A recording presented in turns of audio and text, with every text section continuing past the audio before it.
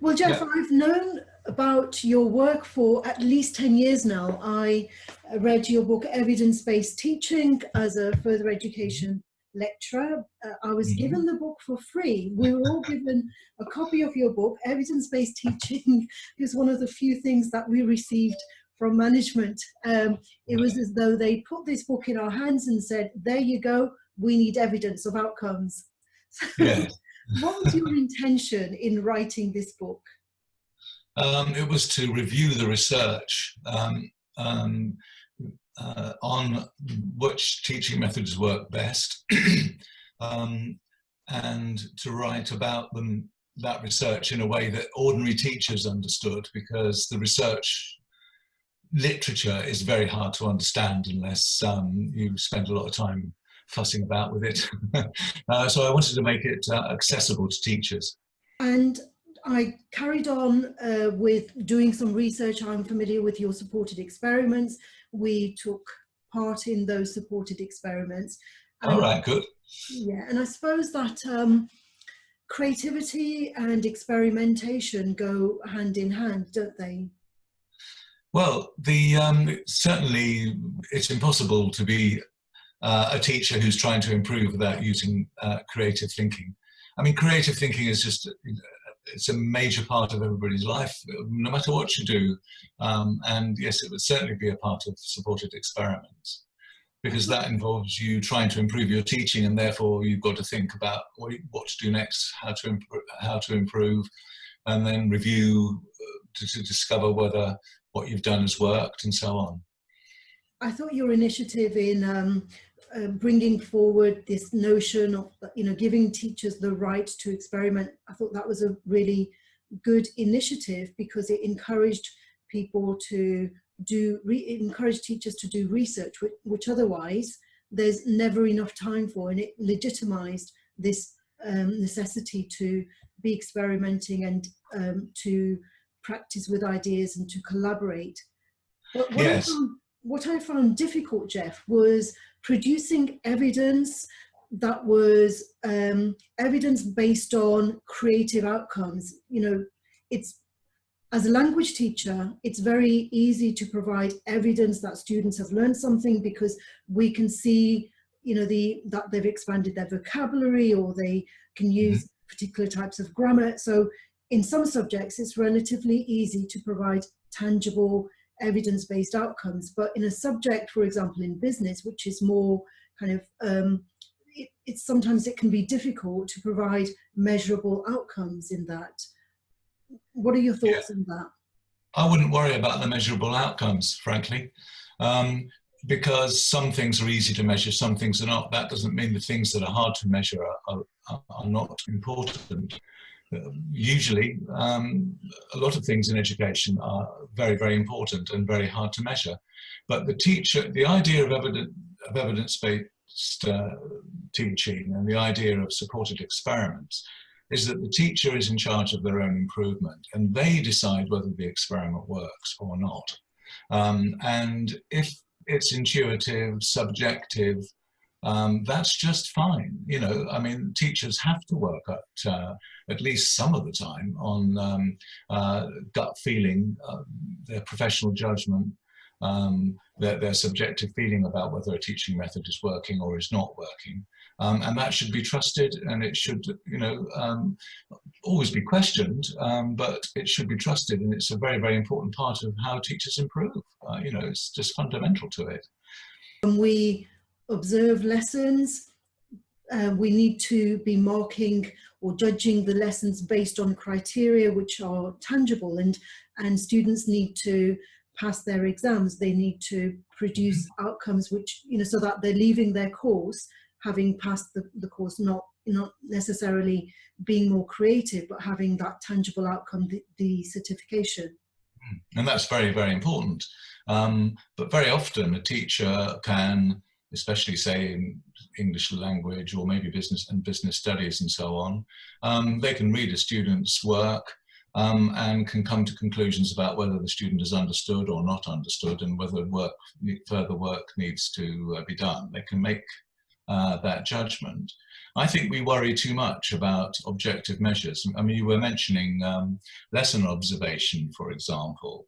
If you look at Professor Robert Coe's research on lesson observation systems, very extensive work in America, where they trained up lesson observers very, very rigorously indeed, much more rigorously than would normally be the case in the UK with lesson observations that were done in the college.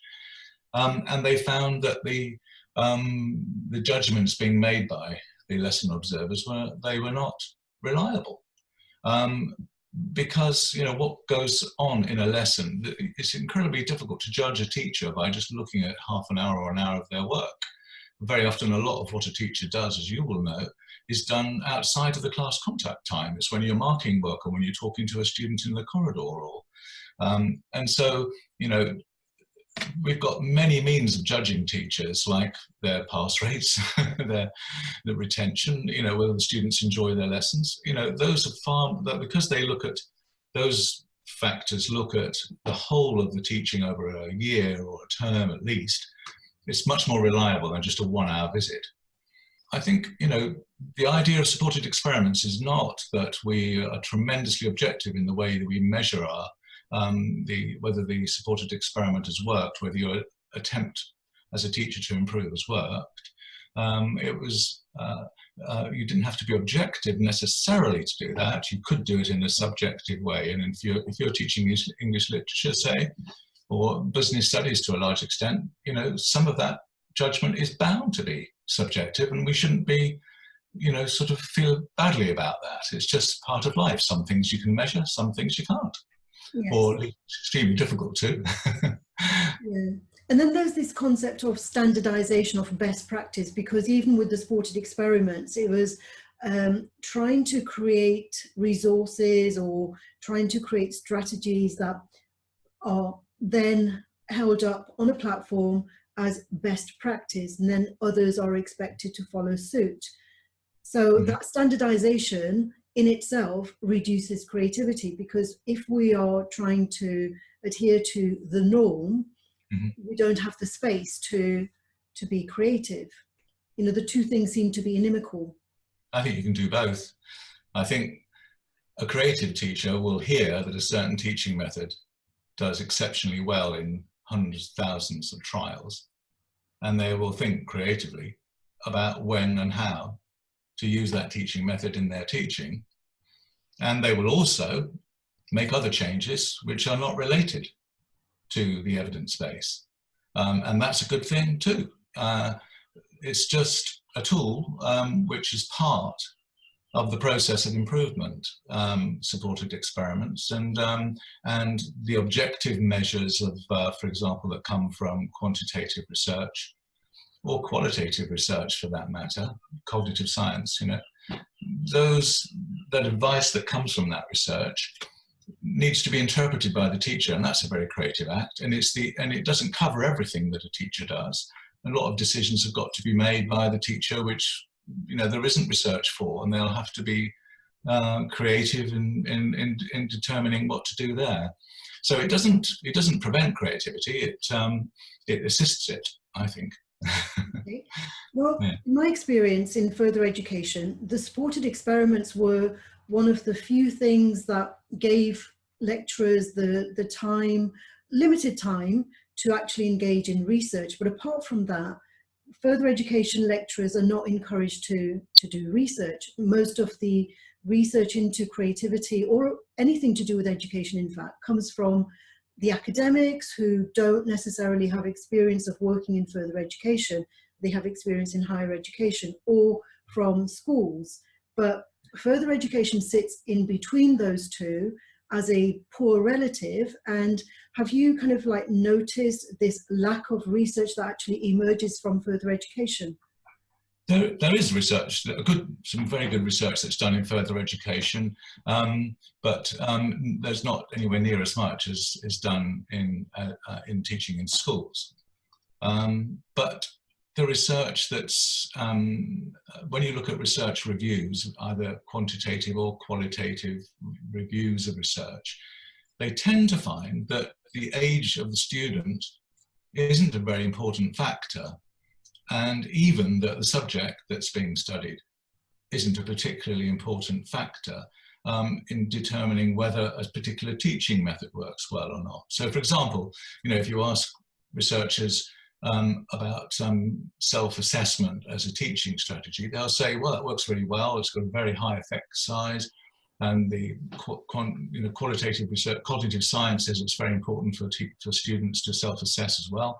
And when they look at the research on whether that self-assessment improves teaching, they find that yes, it does, and it works in primary, it works in secondary schools, it works in college, it works with graduates, it works with postgraduates, it sort of works with everyone. So I think we can, in FE, we can learn a lot by looking at the general research that's been done in education generally. It would be great if there was more research specific to further education, and that would be just wonderful, and it would be really important to, if we could increase the funding of that. But that's outside of the average teacher's control, sadly, and we've just got to make the best of what we can, and making use of the research that's available, which does turn out to be pretty relevant most of the time. Further education attracts a very different kind of student to those that go. Not all of them will go on to university. A lot of the further education students have been failed by the education system. They come, as 16-year-olds, they come into further education without having English and without having passed English and maths. So we're catering for a very different type of student. The more disadvantaged. That's what further education was established for originally, to cater for those who were marginalized by society. So these are very often students who are following a vocational pathway, even though that vocational pathway may lead to higher education, not always. So it's a different kettle of fish completely. Well, FE, someone famously said, stands for everyone. And there are people who are doing HNCs, there are people who are doing degrees, there are people who are doing A-levels and getting 4 A-star A-levels in further education. There are academically inclined students in further education, as well as the students you've just described, which I absolutely acknowledge is a really important reason why FE exists. It's immensely important. Often we pick up the failure of schools, not of the students, the failure of the school system in further education, and try to put things right.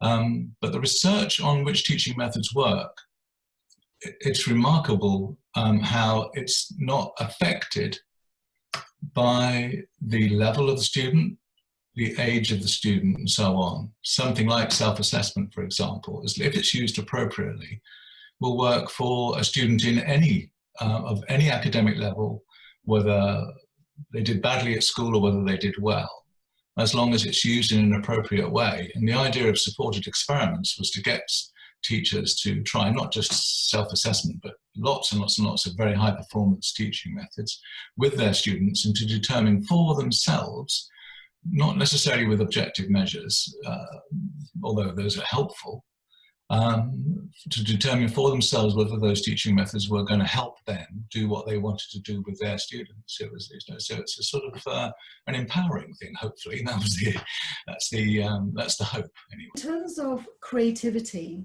what advances have you noticed, from your position in terms of development of creativity, particularly in the vocational sector? Well, I think a lot of individual teachers are doing some tremendous work in that area. I don't think there is a concerted effort required from the top, as it were, to address creativity, either in, although I suppose some examining bodies would claim that their assessments and so on require a creative response. But I've got a particular interest in creativity. I've written a book, How to Be Better at Creativity, which came out a long time ago, and it got very, very well reviewed by academics, and it's in its 2nd edition now.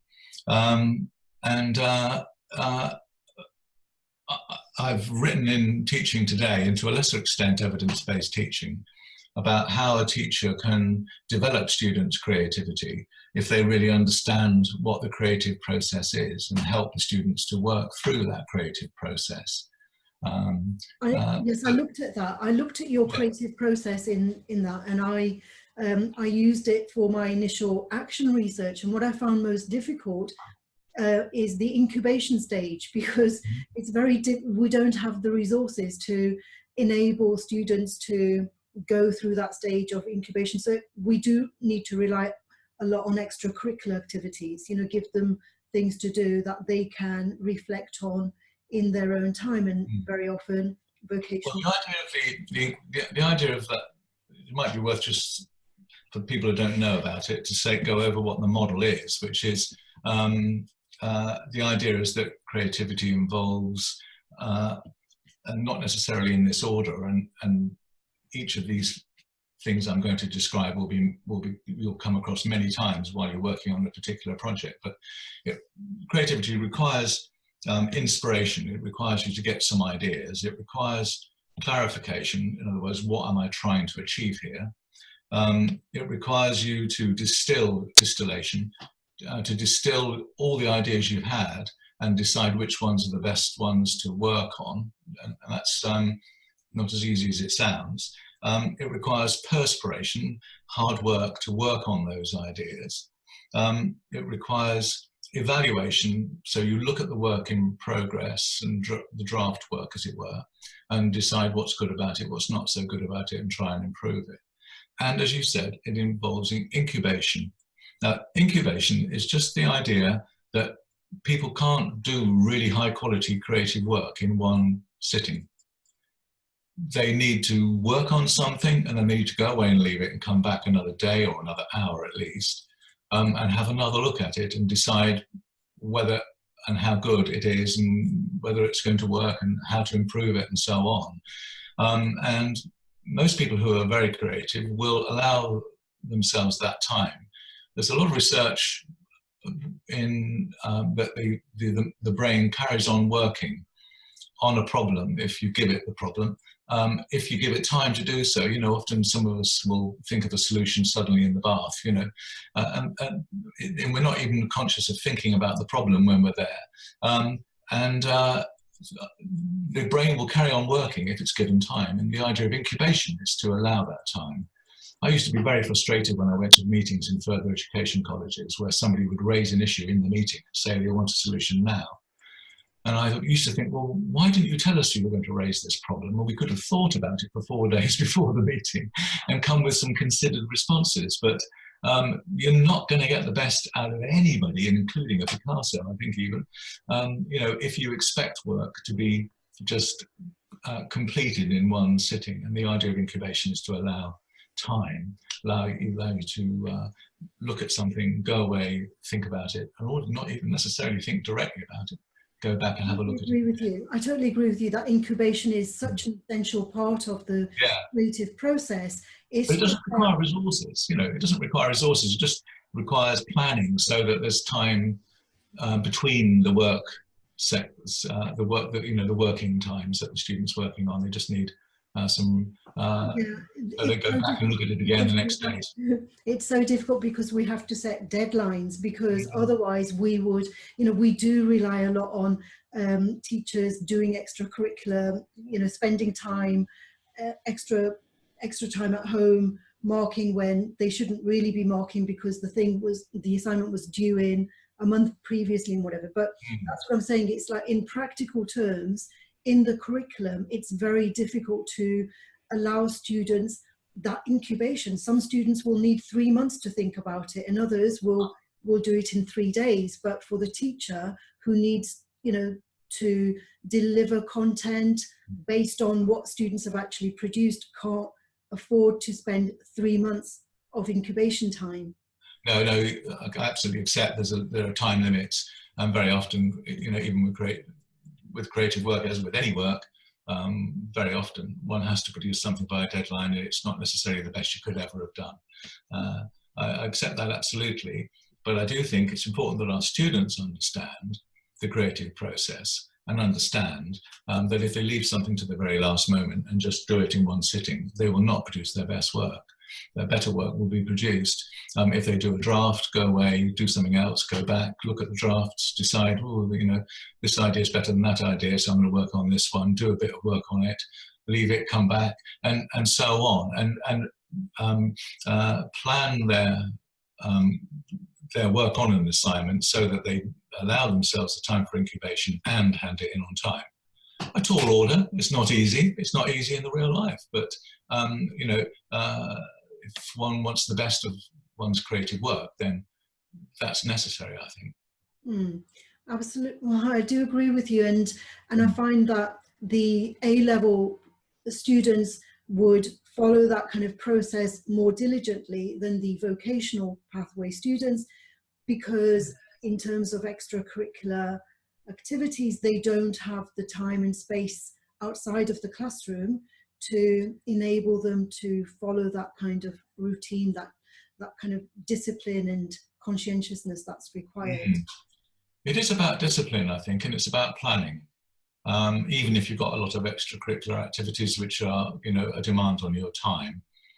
If it's going to take you 2 hours to do an assignment, it doesn't take any longer if you do it for half an hour and then a half an hour and then an hour than it would do if you did it in 1 2 hour sitting. It's the same amount of time, but the planning is required to leave you the times to let ideas incubate and to go back to something and think, oh gosh, that's not right, I can do better than that. So it's about planning, I think, as much as it is about the amount of time you've got. Okay, to conclude then, Geoff, what would you recommend for further education, in particular students and teachers who are working in a vocational pathway, how to develop creativity with the limited resources, the limited time that we have? Well, I'd suggest, as I've explained in Teaching Today, my other teaching book, and in the book How to Be Better at Creativity, I would suggest that you tell students about those phases. It's called the I-STIP model, you know, because the first letters of those phases, inspiration, clarification, and so on, can spell I-STIP. Tell students about the I-STIP model, and maybe set your assignments in a way that require the students to go through the I-STIP model. So, for example, you set them a problem to solve, or, you know, a policy to design, or some other creative task, and you say to them, you know, produce a draft, you know, leave it, go back and have a look at it the next day, think how to improve it. So you're making them then say, what are you trying to, you know, then ask students questions like, what are you trying to achieve with this policy or this problem, with this solution to this problem, so that you get them to clarify and so on. And then look back over their work and try and see the I-STIP model in how they worked. There's a little questionnaire online and also in the book, which tries to determine whether students are particularly good at inspiration or clarification or distillation or whichever, and which one they're not so good at, so that they can try and improve that next time as well. So you could set students targets for improving their use of the creative process. You know, I'm a very strong believer that everybody is creative and everybody can be creative, but they need to manage the process, and that in our culture, we tend to assume that creativity is an innate gift, when in fact it's something that's a process and it can be slowly learned. And very often people who are highly creative have become highly creative by managing this process well and by being good at it, but just doing that intuitively. I think we can do it more deliberately and get more students being more creative, but it requires the teacher to be conscious of this creative process. Challenge.